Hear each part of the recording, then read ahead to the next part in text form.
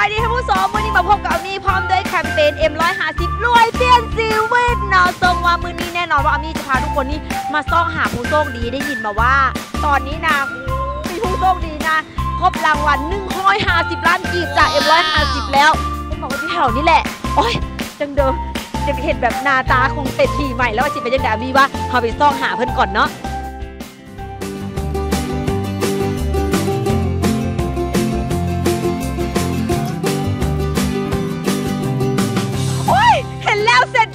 ทุกคนเห็นแล้วสบายดีไอ้สบายดีได้ยินข่าวว่าไอ้เป็นเศรษฐีใหม่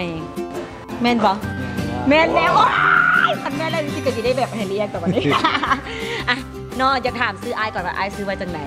คือพุทธสมรเจ้าอยู่บ้านไหนไอ้บ้านพุทธปะเป้าเจ้าตอนนี้ไอ้เฮ็ดอาชีพอย่างค้าขายเนาะอ่ะอยากถามก่อนว่าดื่มM150ของเขานี่เป็นประจำปะเป็นประจำมือละขวดนั่นละมือละขวดตอนดื่มนี่รู้สึกจังไหนแดผมซื้อว่ามีแหงแก้เมื่อยแก้อย่างไปก็เลยแก้เมื่อยแก้อย่างไปเนาะแล้วมือที่ว่าได้รางวัลนี่นะเขาซื้อจากขวดเขาซื้อจากแก้วนั่นซื้อ2 ขวดว่าขวดก็ไข่เพิ่งขวดนึงถึงรางวัลขวดที่2เลยบ่ไข่ซ้ำเอาไปไข่เทื่อหน้ามันแปลว่าไข่ตัวนี้นี่ถึกเลยมันบ่ตอนที่เขาเห็นแบบว่าได้150 ล้านอินเนี่ยเขาฮู้สึกจังได๋ในตอนนั้นก่อนเปิดเบิ่งเอาเห็นฝาปั๊บว่ารู้สึกว่าแม่นแจกแท้บ่หรือบ่นะแล้วก็ลองโทรเช็คตามเบอร์เพิ่นออกมาแล้วโทรเช็คของการเพิ่นเบิ่งเพิ่นว่าแจกแท้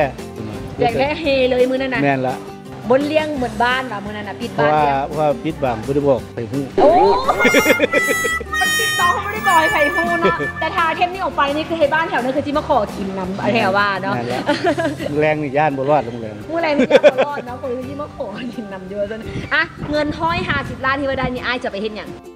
ไปปรับปรุงงานปรับปรุงห้านขายเครื่องแล้วก็ทุกอยู่กับศึกษาโลกส่วนนึงก็สิฝากซอยไผน้ำท่วมภาคใต้เฮาแล้วตะปอกตะปือพุ่นล่ะเดือนก็สิฝากไว้ให้ลูกเรียนเจ้าเนาะนี่อยากจะฝากหาแบบท่านผู้ชมบ่ที่ว่ามักดื่มแล้วมักทิ่มฝาเวลากินบ่ให้ทิ่มฝาเนาะให้ลูกกวดเบิ่งว่าถึงวันบ่ถึงวันบ่ทิ่มสะทรายมึงเธอเป็นผู้โชคดีคือผู้ค้าแล้วเนาะมีเศรษฐี150 ล้านได้เพราะยังหลายรางวัลอยู่แม่นบ่แม่นยังหลายเลย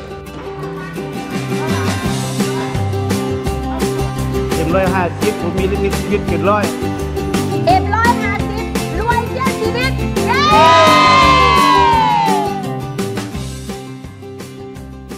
นี่ก็คือผู้โชคดีที่ได้รับรางวัลในแคมเปญ M150 รวยเปลี่ยนชีวิตถือว่าเป็นคนทำดีได้ที่อามี่ได้สัมภาษณ์แล้วได้รางวัลใหญ่ทอดปานนี้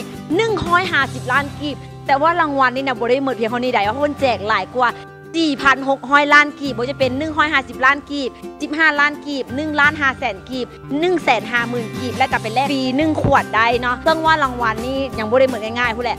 แจกจนฮอดท้ายปีพรรษาฉะนั้นถ้าท่านใดคิดว่าดื่ม M150 อยู่อย่าสุดทิ่มฝาด